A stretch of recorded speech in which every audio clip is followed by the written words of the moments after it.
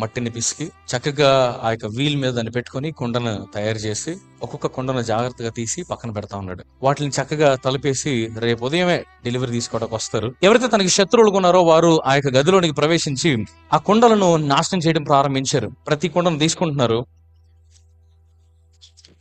పగలు కొడతాం ప్రారంభిస్తున్నారు. ఆఖరిది కూడా నాశనం అయిపోయేంత వరకు పగలు కొడుతూనే ఉన్నారు. ఉదయం ఈ యొక్క పగిలిపోయిన ఈ ముక్కలన్నీ చూసి తను అనుకున్నాడు, అయిపోయింది, ఇక్కడతో నా లైఫ్ అయిపోయింది.